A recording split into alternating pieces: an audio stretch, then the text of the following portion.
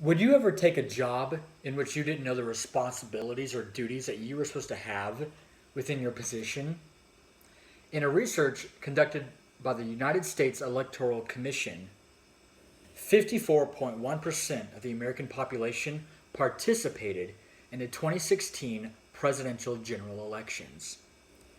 For many of those that didn't vote, we hear lots of reasons why they didn't vote. My vote doesn't seem to count because the Electoral College makes that decision for me, so why should my decision even matter? That reason is the central idea behind why many people do not work. This is a dangerous precedent that can erode the republic that we are built on.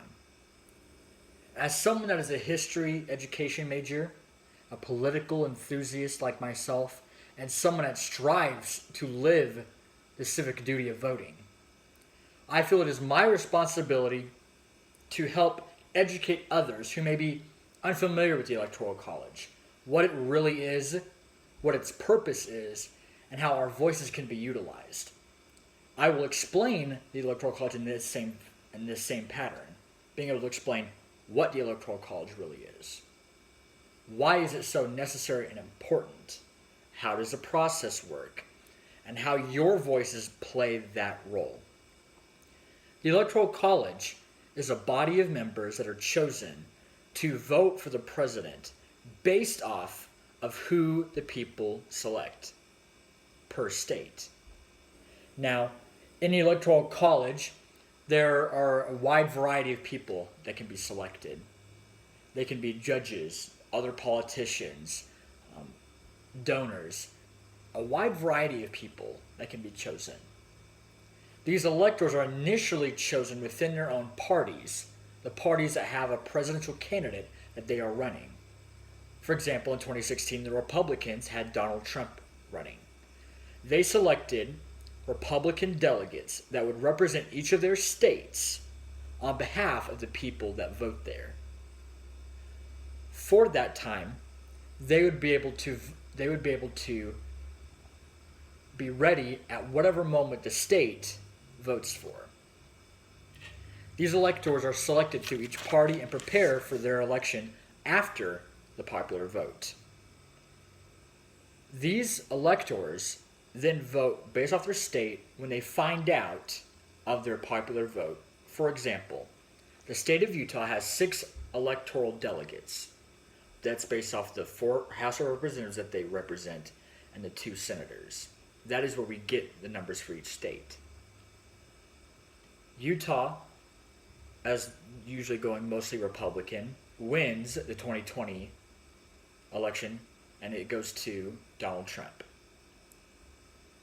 The Republicans will get a phone call from the state saying, Republicans, Donald Trump has won your state, so your Republican delegates will vote on behalf of the entire state of Utah in a few months. And every state is that way. If a Democrat wins a state, then the Democrat electors get to vote on behalf of the entire state. To put short, whoever wins the popular vote of a state, that candidate has all of their delegates vote for them. Many of these states are winner-take-all states. Whoever wins the popular vote gets all of the delegates. However, states like Nebraska and Maine go through a proportional representation method, meaning that each congressional district can determine who wins a popular vote, and that candidate gets a delegate. But then whoever gets the overall will get the 2 remaining delegates, those that represent the senators. Now, what's the purpose behind all this? It kind of seems like they're changing your vote even if you voted for a minority candidate. The reason why we have this system in place is because we have many states, as we know, 50 to be exact. Do you think 50 states are going to agree on the same thing? In the Founding Fathers era, they were struggling with popular states versus non-popular states. Whoever had the most number of people. The Electoral College enables us to be able to have everyone have a say, for everyone to have a voice.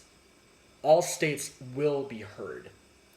So, while the popular vote may go to one candidate, the Electoral College votes goes to the other candidate because they won more states. Therefore, all states were ultimately heard.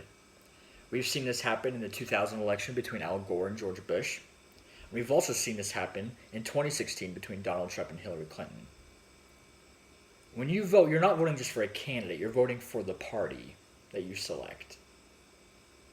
My friends, I know that it seems like your vote is being taken away.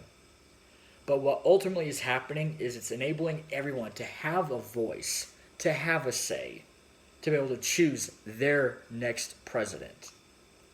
This is the way that voting in our republic was built on, hearing everyone, even the minority. As we go through and we vote this coming year, I hope that you understand why you're voting, and that in the future, you know that your voice ultimately is being heard. Thank you for your time.